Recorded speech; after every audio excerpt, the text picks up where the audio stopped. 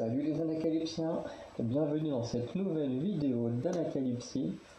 Alors actuellement c'est une vidéo que j'ai déjà tournée alors qu'il n'est pas sorti. Mais voilà, là il y a plein de vidéos que j'ai tournées, j'apprêtais à faire le montage. Et je me suis rendu compte que j'avais fait une tier list Pékin Express. C'est vrai que comme ça faisait 2 heures de tournage d'affilée, mon téléphone il a bugué. Et en fait, il se trouve que j'avais que la fin de la vidéo tier list. Du coup, bah là, comme je viens juste de me rendre compte, et ben, je la retourne immédiatement. Ce qui est un peu chiant, je vous l'avoue, parce que sachant que là on est vendredi, que je voulais qu'elle sorte dimanche. Voilà, quand même pour que ce soit logique, hein, Pékin Express vient de se terminer mardi, donc c'est mieux que ça sorte sur la même semaine. Donc là, obligé de la retourner, après je vais être obligé du coup de perdre du temps sur le montage, parce que là j'aurais pu être en train de faire le montage, ou du moins je devrais être en train de convertir la vidéo, parce que bon, ces vidéos-là, le montage, ça demande pas non plus énormément de temps. Mais bon, bah, c'est les aléas du montage, hein. Enfin pas du montage, de l'enregistrement. Mais en même temps, c'est vrai que j'aurais peut-être demandé un peu trop à mon téléphone en lui faisant tourner presque 2-3 heures d'affilée. Mais bon, on va commencer l'enregistrement de l'écran.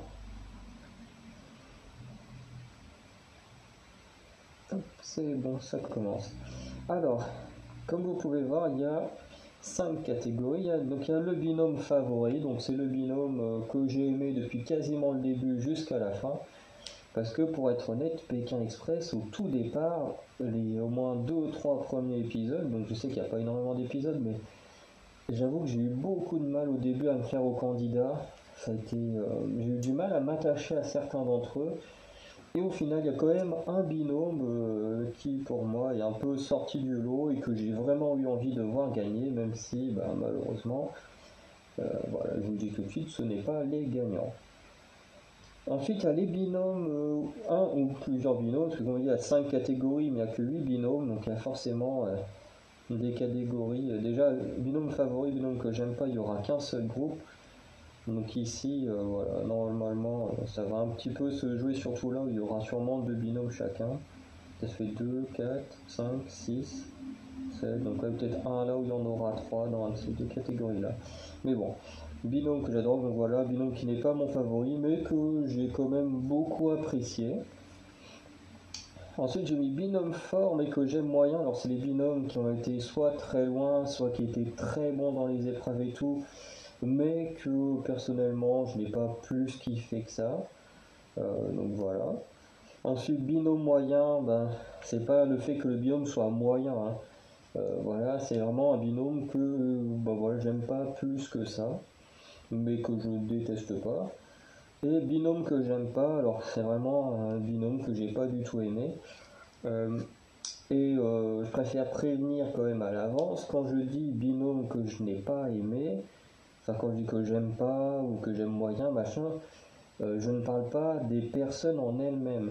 Je parle vraiment, et c'est pareil quand je fais des reviews Koh-Lanta où des fois je peux un peu avoir des mots durs et tout. Je parle bien soit des aventures de Koh-Lanta, soit là des aventuriers de Pékin Express. Je parle de ce qu'ils ont fait dans l'aventure, des images que la production veut bien nous montrer. Mais en aucun cas je ne parle des personnes qui sont comme nous, qui vivent leur quotidien comme nous, qui ont un travail, hein, une famille, voilà, des factures à payer. Ces gens-là, personnellement, on ne les connaît pas. Quand on est dans une aventure, voilà, on est forcément différent. Il y a quand même un enjeu, il y a quand même énormément de stress, que ce soit dans Pékin Express ou Koh-Lanta. Enfin, voilà, du coup, forcément, si on va absolument gagner, des fois, faut faire des choses qu'on ne ferait pas dans la vie normale. Et du coup, c'est vrai que des fois, quand j'ai le mot, enfin, la dent dure, comme on dit, notamment sur les aventuriers de Koh-Lanta, ce n'est pas la personne que je critique, mais vraiment l'aventurier et ce qu'il a fait durant son aventure. Ce qui ne veut pas dire voilà, que je déteste la personne si je n'ai pas aimé l'aventurier. Donc voilà, je préfère quand même le dire à l'avance, parce qu'on ne sait jamais avec les gens qui critiquent pour tout et n'importe quoi aujourd'hui. Du coup, on va commencer avec Sabine et Loïc. Alors, si je fais une erreur sur les noms, je m'en excuse parce que du coup, j'avais déjà tourné ça. J'étais content parce que je m'étais souvenu de tous les noms, mais du coup, bah, comme là, je suis obligé de retourner, je sais pas si je vais me souvenir de tous les noms, mais normalement, ça doit être ça. Alors, du coup, c'est un binôme que je n'aime pas, tout simplement parce que le binôme, bah, déjà, c'est le binôme des inconnus. Et il a été très très mal construit. Donc d'abord la Sabine, donc, qui est une personne un peu plus âgée, voilà, qui est pas non plus hyper sportive, qui en plus est une fan de musique classique et tout ça. Elle fait du chant d'opéra, un truc comme ça. Enfin, voilà. Et en fait, ils ont essayé de la matcher avec Loïc, donc Loïc qui fait du rap, donc déjà qui n'a rien à voir avec la musique d'opéra ou musique classique. En plus, il est un peu plus sportif, c'est quelqu'un en plus qui est compétiteur, qui n'aime pas perdre. Et du coup, c'est vrai que c'est deux caractères différents, les deux n'ont pas forcément fait l'effort non plus de bien s'entendre, d'essayer de vraiment bien s'en sortir pour l'aventure. Du coup, bah, ça donne un binôme qui ne fonctionne pas et du coup, bah, qui est parti dès la fin du premier épisode. Et j'avoue que c'est pas étonnant en fait, comme le binôme n'a pas matché, qu'il l'ait supprimé. Et c'est un peu dommage parce que s'ils avaient matché, ils auraient peut-être pu aller plus loin. Mais je sais pas pourquoi, parce que on a l'impression que le truc a été construit autour de la musique pour essayer de dire oui, mais regardez, quand on fait de l'opéra ou du rap, on peut réussir à s'entendre et tout. Et bah du coup, là, malheureusement, bah, ça n'a pas fonctionné du tout. Ensuite, on a les frangins Pierre-Louis et Arnaud, donc binôme fort mais que j'aime moyen. Euh, voilà, moi j'avoue personnellement, dans l'aventure, les frères, je les ai pas plus kiffés que ça. Ils sont vraiment très sympathiques, enfin ils ont l'air sympathiques en tout cas, parce que comme je disais tout au début, je les connais pas. Ils ont l'air très sympathiques. Euh, Moi, je sais que ma mère les aimait beaucoup, les frères. Je pense même que c'était un de ses binômes préférés. Parce que je sais qu'elle aimait bien les Belges. Mais bon, les Belges sont partis un peu plus vite que les frères. Et après, je sais qu'elle aimait beaucoup les frères, donc voilà. Euh, Après, voilà, je les aime pas plus que ça, mais ça reste un binôme très fort parce qu'ils ont participé à quasiment toutes les immunités dans mes souvenirs. Il n'y a que celle là où ils ont un truc là suspendu, là, une sorte de pic là avec les ballons en dessous. Celle-là, c'est sûr qu'ils l'ont pas faite, mais je crois ils en ont participé à d'autres, ou soit ils ont participé à d'autres, soit ils sont toujours assez bien classés. Euh, voilà, je sais qu'ils ont fait celui avec les papiers récupérés là dans le sorte de gros tas de sable, dont je reparlerai après. Voilà, enfin ils étaient quand même très très forts. Après, le problème, moi, c'est que ils ont été. Je pense qu'ils auraient dû ne pas revenir parce que ça les a vachement diminués en termes de puissance. On va dire que sur les premiers épisodes, les premières étapes, ils étaient très forts, ils étaient costauds et tout, toujours dans le top du top. Et forcément, bah, ça arrive un moment, on perd. Ils prennent les Catalans du duel final, ils perdent, ils sont éliminés, et en fait ils deviennent le binôme secret. Et du coup, le binôme secret, c'est que s'ils finissent à la fin de l'étape dans les deux premières places, ils réintègrent l'aventure, ou sinon ils sont éliminés définitivement. Le truc, c'est que dans cet épisode-là, dans cette étape, du coup, Oran et Jonathan vont avoir un accident.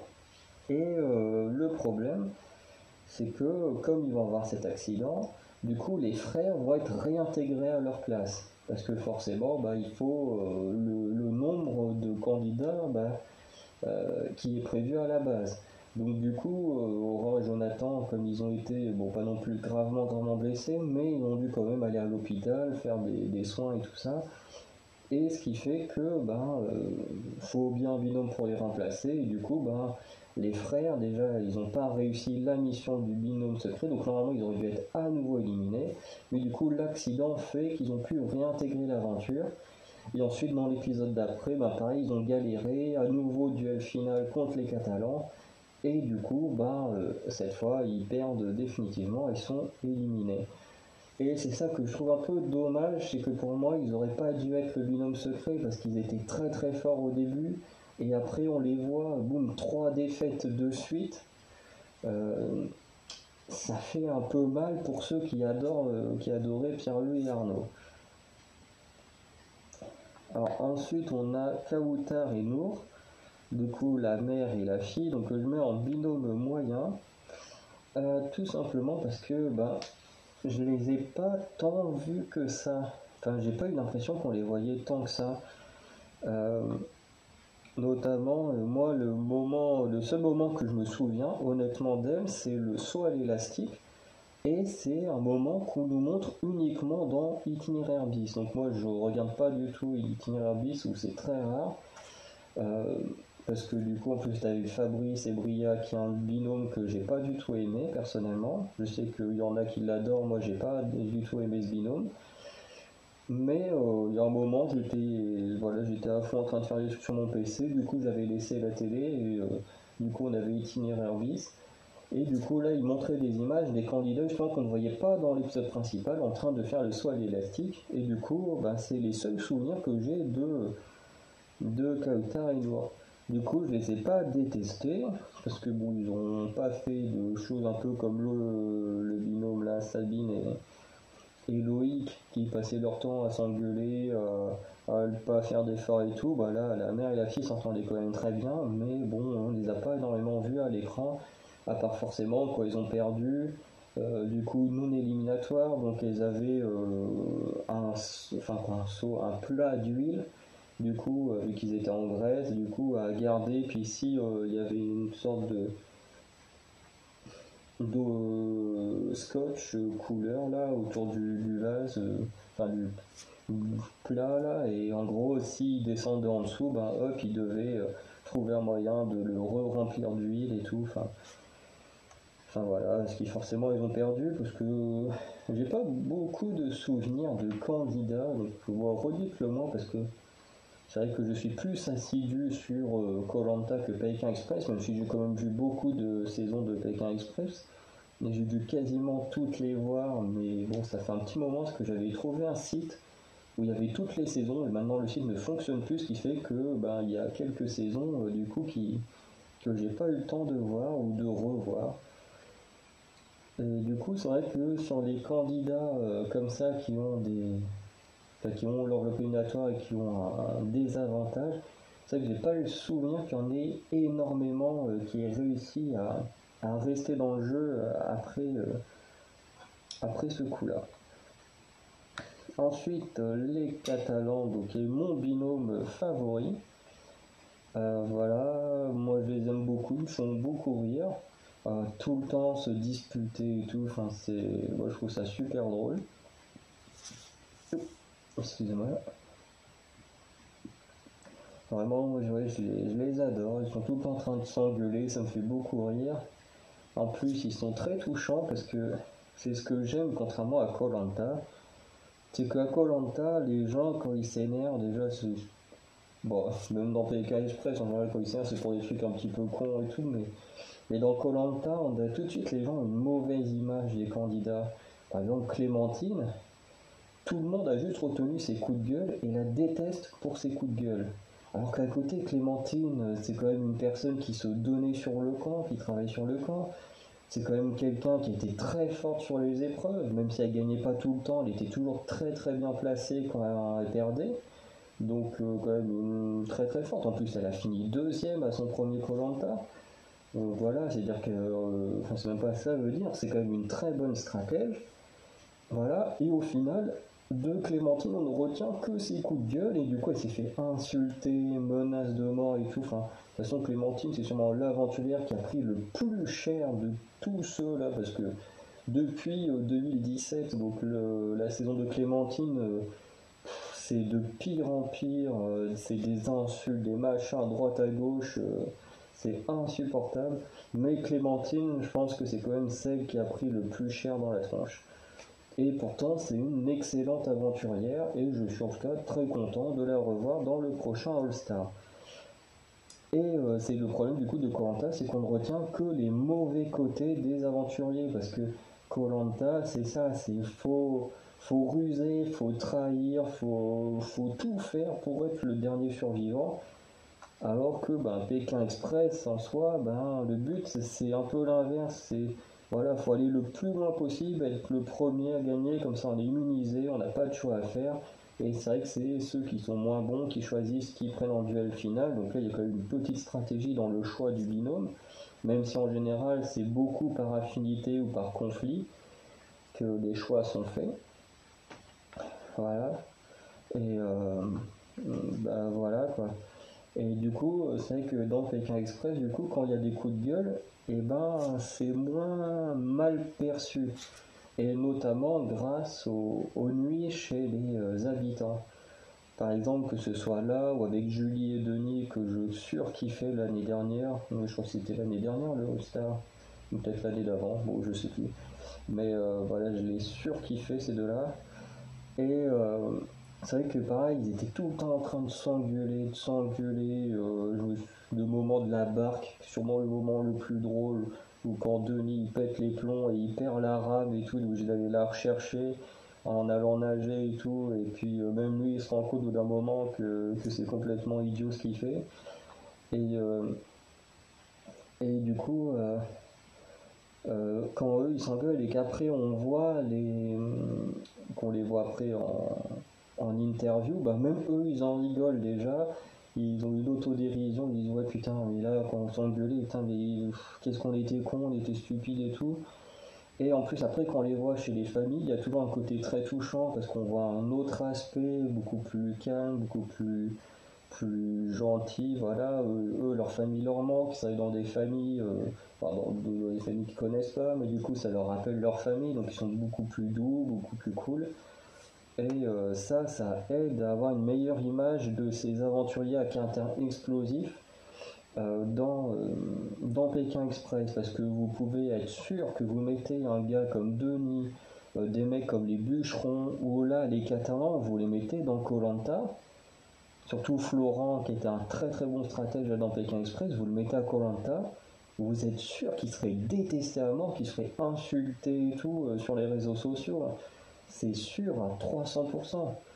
Contrairement à là, j'en sûr une meuf comme Clémentine, comme Clémentine, comme Lola ou Angélique qui prenaient cher dans koh, vous les mettez dans Pékin Express, j'en suis sûr qu'elles auraient été appréciées parce que le montage est fait différemment et surtout le fait d'être dans les familles après des coups de gueule et tout, en fait ça permet d'adoucir l'image qu'on a de ces personnes-là, alors que koh, on peut pas, il n'y a pas de moment comme ça, il n'y a pas de moment où l'image elle s'adoucit, c'est vraiment des 40 jours comme ça, boum, fermés les uns avec les autres, le but est de finir le premier, donc on est prêt à tout pour aller au bout. Et c'est vrai que les gens ont beaucoup plus de mal avec cet aspect-là.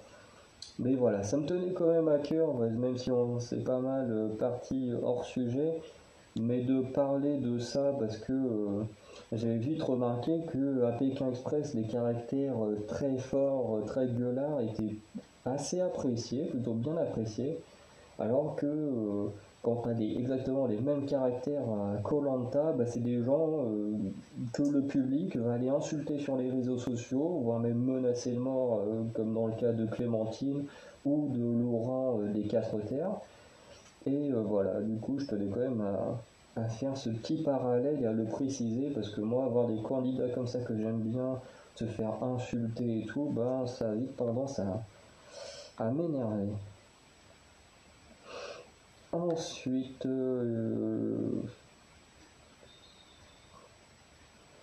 en vrai, alors là, on a Chrysoula et Jenny. Alors, c'était les deux Belges. Du coup, c'est la nièce et la tante.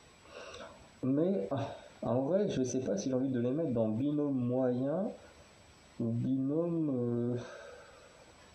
Bon, de toute façon, c'était pas un binôme fort, ça c'est sûr. Alors on va quand même les mettre dans moyen parce que je les ai pas non plus surkiffés. Mais elles m'ont quand même un peu plus diverti que la mère et la fille. Parce que en gros il y a un moment où, parce que c'est pareil, Chrysoula et Jenny, on les a pas tant vus que ça à l'écran, contrairement à des Catalans, les frères, voilà, Aurore et Jonathan, ou même bah, toujours les trois là, et ces deux binômes là, enfin tous les cinq là, c'est des binômes qu'on voyait énormément, contrairement bah, aux trois autres qui sont là. Comme si on nous montrait déjà à l'avance que voilà, c'est eux qui allaient aller loin dans l'aventure. Et c'est vrai que Chrysoula et Ginny, on les voyait pas beaucoup. En plus, ils ont eu un désavantage qui était complètement stupide parce qu'elles n'avaient pas le droit de parler. Elles n'avaient pas le droit de parler, mais une fois du final, la mission c'était demander à un taxi son âge, s'il a plus de 40 ans, donc il faut qu'il montre sa carte d'identité pour prouver qu'il a plus de 40 ans et tout. Et du coup, bon, comme c'est duel final, voilà, le gars, j'ai un petit peu découpé, du coup elle pouvait parler 5 minutes se taire, 5 minutes parler, 5 minutes se taire, enfin c'était complètement impossible de gagner avec un truc pareil. Mais moi ce que j'ai beaucoup aimé, surtout les tensions qu'il y avait avec les deux meilleures amies là, parce que elles étaient prêtes à tout pour gagner de toute façon. Et à un moment, elles reçoivent le drapeau, alors je crois que c'était le drapeau noir là, ouais c'est le drapeau noir qui se passe de main en main. Elles reçoivent le drapeau noir, justement des deux Belges, et elles tombent sur les Catalans, elles le filent aux Catalans et elles disent oui, les Belges sont derrière nous, elles sont dans telle voiture et tout. Du coup, bah, les Catalans, eux, ils stoppent la voiture, ils donnent le drapeau noir aux filles, et Florent a la bonne idée de dire aux filles, pour s'assurer de ne pas être choisi au duel final, il leur dit voilà, c'est les filles, Rosemary et Sinisia, voilà, qui nous ont dit dans quelle voiture vous étiez, voilà, et tout, la marque, la couleur, enfin, vraiment, c'est limite, enfin, je sais même pas limite, je crois qu'ils ont même clairement dit la marque et la couleur de la voiture qui allait arriver. Et du coup, forcément, Chrysoula et Jenny sont partis dans un mode vendetta. Ils se sont dit, nous, si on finit dernier, de toute façon, on va les choisir. C'est de l'anti-jeu d'avoir. Enfin, pas de l'anti-jeu ou de la triche. Enfin, après, je les comprends. Elles avaient sûrement été énervées parce que elles s'étaient bien cachées. Le chauffeur avait fait bien jouer le jeu en mettant une sorte de drap et tout. Donc, c'est-à-dire que techniquement, personne n'aurait pu les voir. Mais comme les autres ont balancé la marque et la couleur de la voiture, malheureusement, si on pouvait les voir. Et du coup, elles étaient vénères. En plus, elles finissent dernière. Du coup, quand Stéphane leur dit, voilà, faut que vous choisissiez un binôme pour aller au duel final, et elles n'hésitent pas. C'est direct. Voilà, vous nous avez balancé, donc on y va contre vous. Et c'est vrai que la petite rivalité entre les deux binômes, moi, j'ai surkiffé. Donc voilà, c'est pas des binômes que j'adore, mais j'aime quand il y a de la rivalité, que ce soit à koh ou à Pékin Express, quand il y a des binômes ou des aventuriers qui sont en rivalité, et moi je surkiffe ça. Et là il y a une petite rivalité, bon, Chrysoula et Jenny ont perdu, enveloppe non éliminatoire, elles reviennent, elles refinissent, voilà, avec le fait de ne pas pouvoir parler, forcément elles finissent dernière, duel final, et du coup elles rechoisissent à nouveau les deux meilleures amies.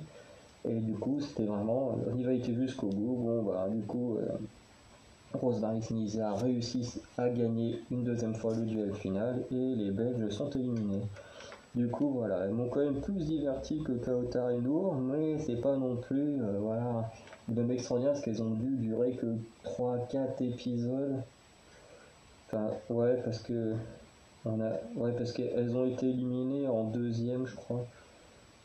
Parce que je crois qu'elles n'ont pas fait le soit les Lastiers, donc ouais, eux ils ont été éliminées au premier, donc elles perdent au deuxième, éliminées au troisième, elles quatrième, ensuite éliminées au cinquième.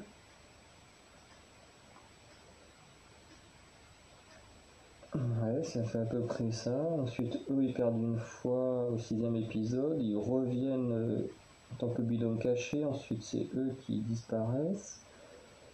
Ensuite, ils sont éliminés. Ensuite, demi-finale, finale, ok, ouais, si c'est ça, ouais. Du coup, ouais, ils ont duré que 3 épisodes, donc ça fait pas énormément pour être divertis. Alors, Rosemary et Sinisia, binôme que j'adore, binôme fort mais que j'aime moyen, à votre avis? Eh ben, binôme fort que j'aime moyen. Ok. Effectivement, Rosemary et Sinisia, elles sont très fortes. Elles ont participé à beaucoup d'immunités. Je suis pas sûr. Si, je crois qu'elles ont peut-être gagné une. Euh,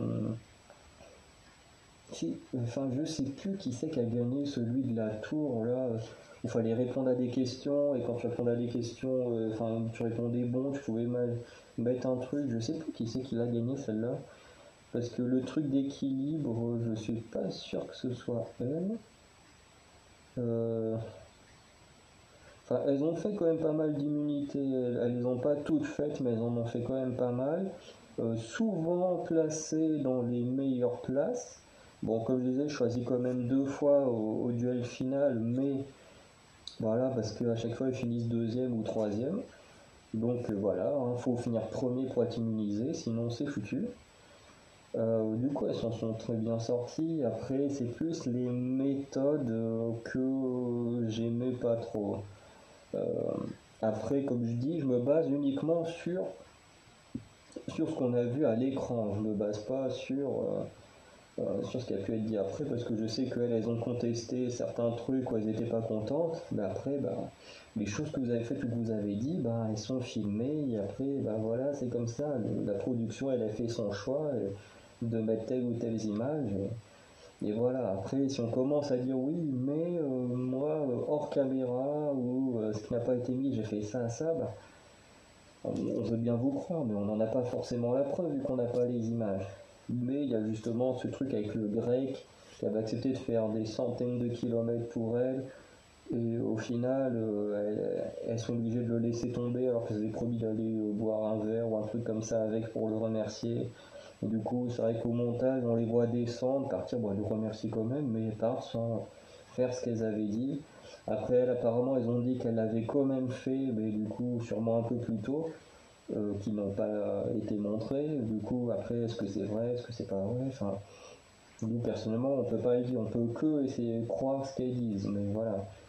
Après, elles ont beaucoup joué de leur charme, mais bon, ça, moi, personnellement, ça me dérange pas, parce que j'ai adoré le binôme d'Ennis, Julia et Cléophina, alors qu'elles aussi, elles jouaient beaucoup de leur charme, donc ça, je pense que certains, ça a pu les déranger, moi, personnellement, ça me dérangeait pas. Mais voilà, pas un grand fan.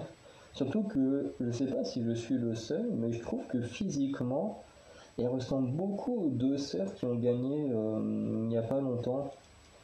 Juste avant le All-Star, il y avait les deux sœurs, donc je sais plus comment elles s'appelaient. Je crois qu'il y avait Laetitia et je me souviens plus du nom de la sœur, mais à chaque fois que je les voyais vraiment physiquement, j'avais la tête des sœurs en tête. Je sais pas pourquoi, je sais pas si c'est mon cerveau qui est bizarre, mais j'avais l'impression qu'ils ont des similitudes dans les traits du visage. Mais bon, c'est.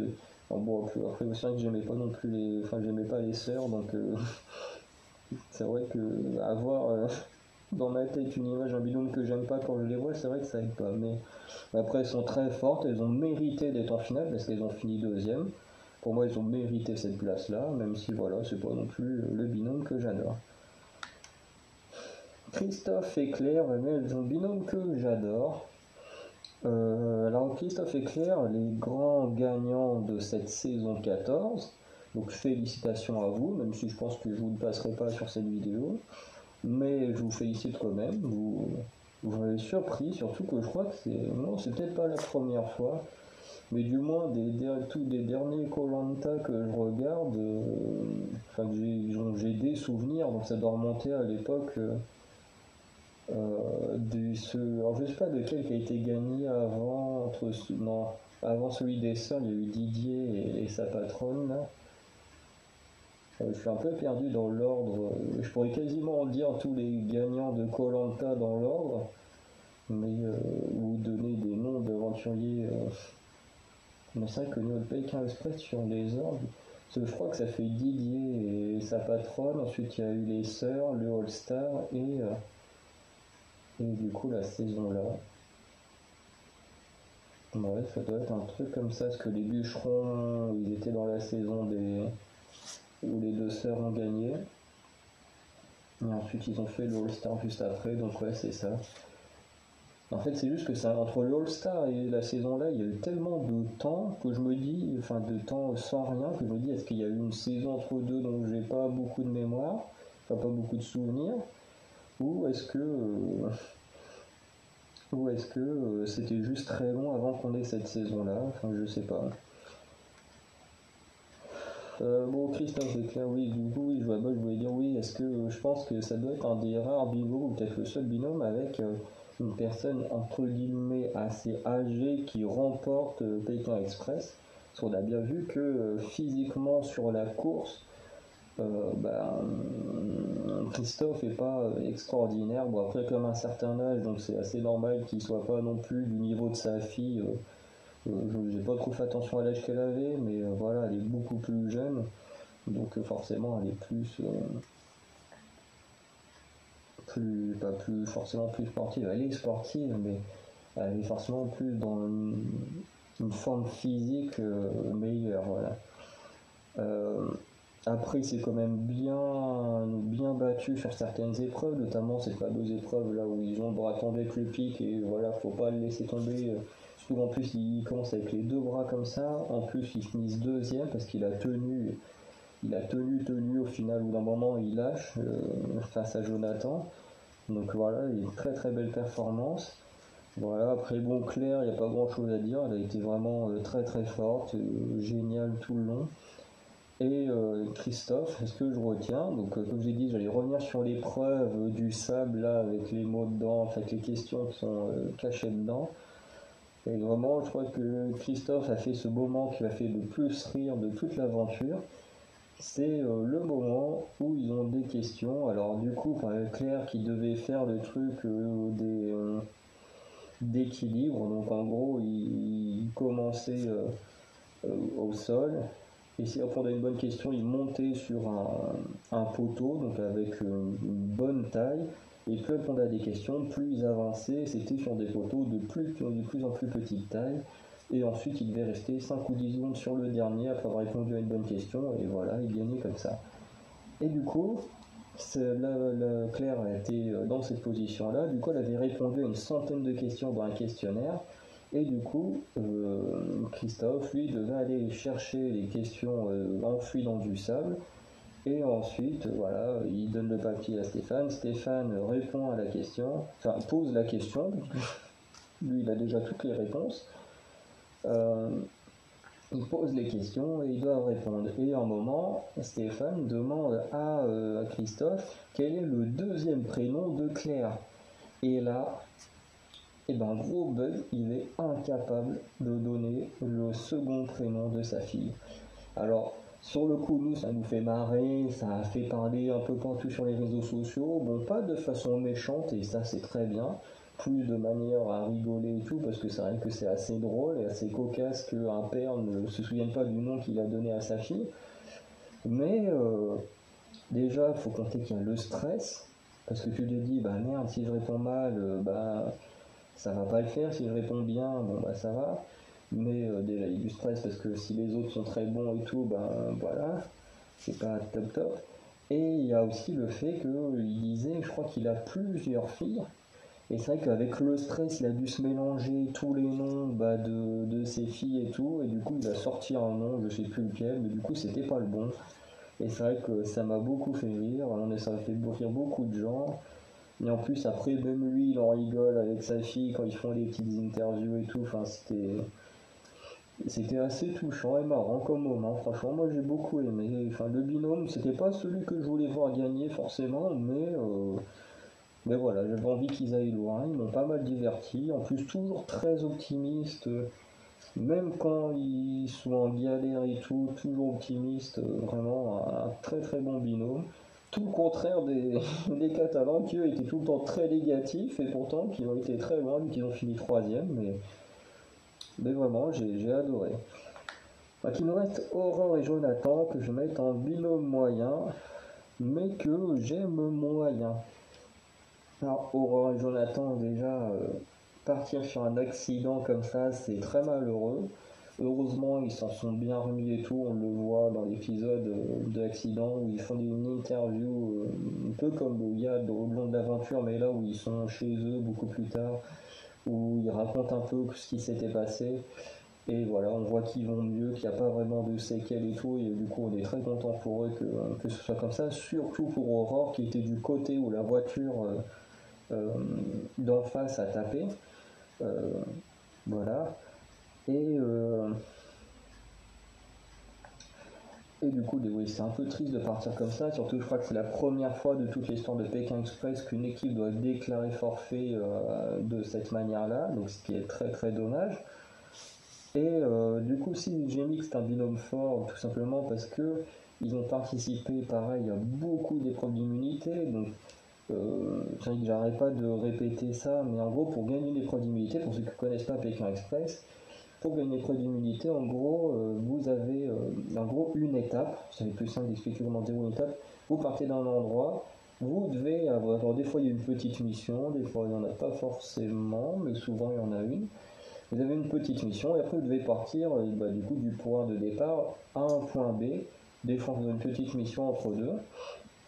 Et quand vous arrivez à ce point B, les trois premiers peuvent participer à une épreuve d'immunité. Donc déjà, il faut avoir été très bon sur cette assez courte distance, parce que souvent la distance n'est pas non plus énorme sur cette première partie. Et du coup, les trois premiers qui arrivent à ce point B, du coup, participent à une épreuve d'immunité. Et cette épreuve d'immunité, le binôme qui la gagne, du coup, est immunisé. Notamment, Jonathan et Aurore vont gagner celui du blind test. Et de mémoire, ils vont aussi gagner celui, justement, des fameux pics, là, qui est quand même l'une des épreuves, je pense, les plus impressionnantes grâce à la performance de Christophe. Voilà. Du coup, ils en ont gagné au moins deux de mémoire. Ensuite, l'étape continue. Alors, forcément, à la veille de l'épreuve d'immunité, ils doivent trouver un endroit où dormir, machin. Le lendemain matin, ils font l'épreuve d'immunité. Ensuite, la course reprend, donc cette fois du point B au point final. Donc là, en général, c'est des centaines de kilomètres à traverser. Et une fois qu'ils arrivent au point final, il y a le duel final. Donc celui qui perd, celui qui arrive premier déjà est immunisé également. Donc ça veut dire qu'il y a deux binômes en général qui sont immunisés. Et le binôme qui finit dernier, du coup, choisit parmi ceux qui ne sont pas immunisés pour faire le duel final. Et en général, le duel final, c'est une petite course avec une mission. Et là, du coup,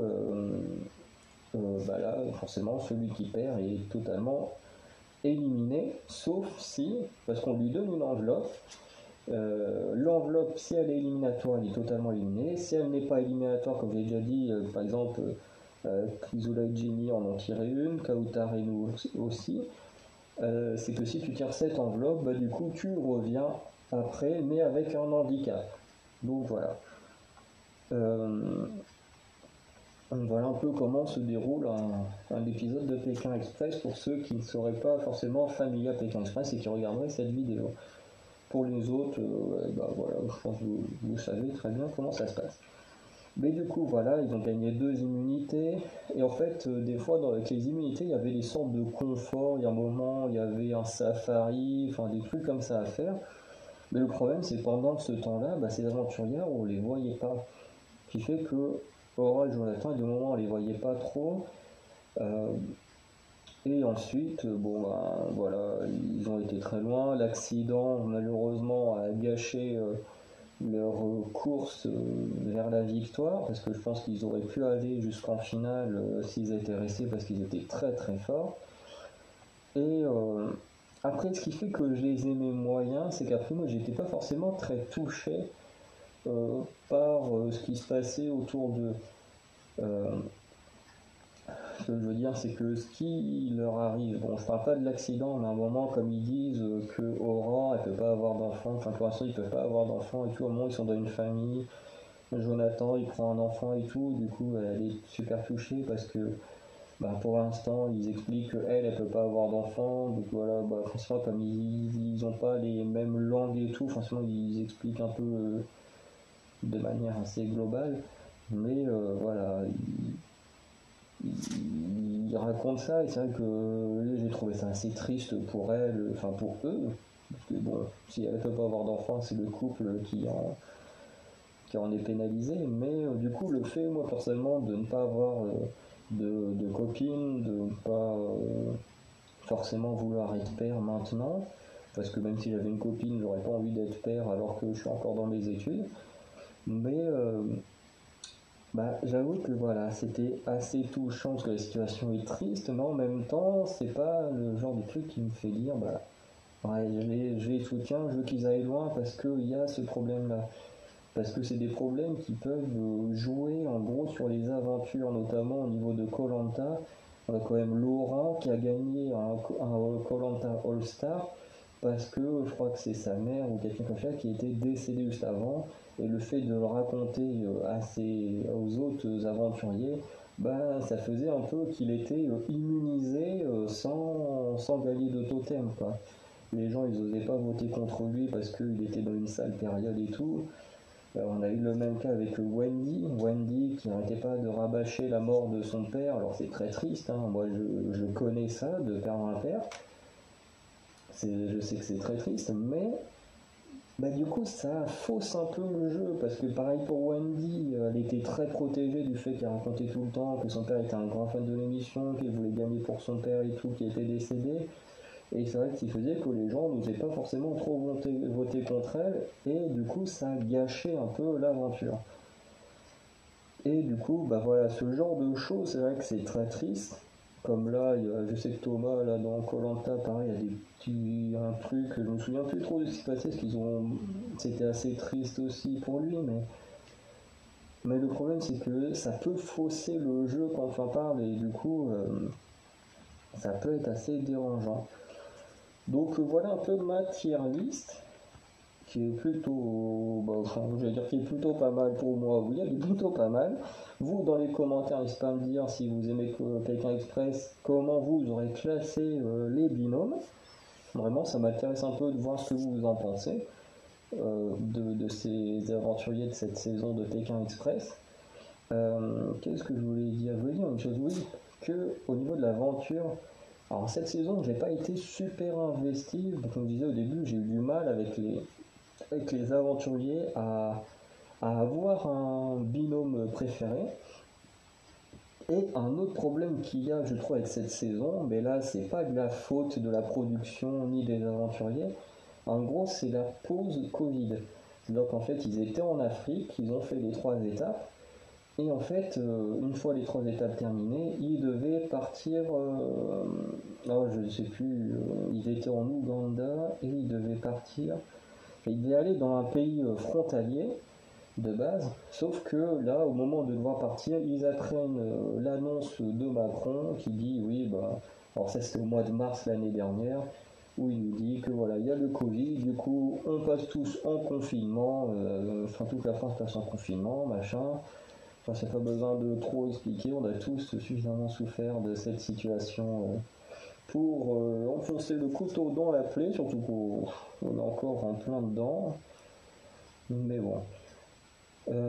Qu'est-ce que je me suis perdu d'où je voulais en venir. Mais oui, du coup, la course, en fait, elle s'est stoppée, elle a été mise en pause pendant plusieurs mois, donc du mois de mars au mois de septembre, un truc comme ça, septembre ou octobre, la, la saison a été mise sur pause.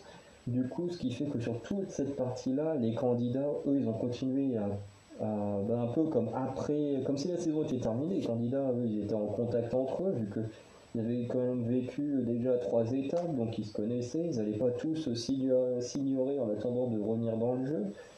Surtout qu'apparemment, ça a été plutôt une surprise pour eux qu'on les rappelle pour dire et on finit la saison. Et du coup, cela fait que bah, du coup, des affinités forcément assez fortes se sont créées. On l'a très bien vu. On a très bien vu, par exemple, que les Catalans n'étaient pas du tout dans les affinités des autres, que Christophe Clair, non, Christophe, ouais, si Christophe Clair, les frères et Aurore et Jonathan, je crois que ces 3 binômes-là étaient très proches et ça se voyait.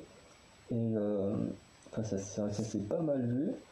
Et du coup, Du coup, c'est un peu dommage parce que pareil, ça fausse un peu le jeu, ce temps de pause, parce que en dehors du jeu, les candidats ont eu le temps d'avoir des affinités avec d'autres, de faire des choses ensemble, parce que nous, on a eu des confinements au mois de mai, mais la saison a dû reprendre que vers août, septembre, octobre. Donc il y a eu du temps, les candidats ont pu se revoir, ont pu créer des liens ensemble avant que la saison reprenne en Grèce. Et du coup, ça s'est vu dans le jeu, les liens qu'il y avait entre les binômes, et ça, c'est un peu dommage. Mais après, voilà, comme je dis, c'est pas de la faute de la production, c'est pas de la faute des aventuriers non plus. Ils n'avaient pas tous se faire la gueule en attendant de reprendre le tournage. Mais, et voilà, ça casse un peu le jeu où à la base, au tout début, personne ne se connaît, puis ils doivent se débrouiller pour avancer, et puis voilà, ils créent des affinités petit à petit et tout. Et un petit truc un peu dommage, mais après que je comprends à cause du Covid, c'est qu'ils n'ont pas mixé les binômes. Il y a souvent un... Moi, c'est un épisode que j'aime beaucoup. C'est ces moments où on détruit les binômes pendant une étape. Enfin, pas une étape parce que du coup, le duel final se fait entre les binômes de l'équipe perdante, si j'ai une bonne mémoire. Mais du coup, ce que j'aime bien, c'est quand on casse les binômes et en gros, on remet des gens avec les binômes d'une autre équipe. Par exemple, imaginons c'est comme si on avait Noël avec Christophe et Florent avec Claire, et qui doivent faire une partie de l'aventure comme ça ensemble. Et du coup, ça a donné des trucs énormes dans d'anciennes saisons, entre certains qui essayaient de bloquer son binôme pour faire avancer son équipier qui lui est avec quelqu'un d'une autre équipe, ou des choses comme ça. Enfin, il y a plein de stratégies. Je pense que c'est sûrement un des épisodes où il y a le plus de stratégies. Et malheureusement, on n'a pas eu ça cette année, mais c'est vrai qu'avec le Covid, c'est assez compliqué de faire pas mal de choses, et notamment d'aller chez les habitants. Donc pareil, un truc qui est un peu péché aussi, c'est que par exemple Florent et Noël ont beaucoup dormi dans la rue parce que les habitants, avec le Covid, ne voulaient pas forcément avoir des gens qui dorment chez eux. Mais là, pareil, c'est pas de la faute de la production ni des candidats, mais vraiment de la crise sanitaire. Donc voilà. Donc on va arrêter là pour cette vidéo. Je remercie tous ceux qui l'auront regardé.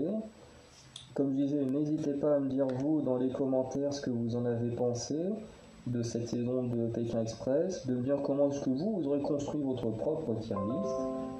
Et du coup, on se retrouve bientôt pour de nouvelles vidéos. Ciao les amis.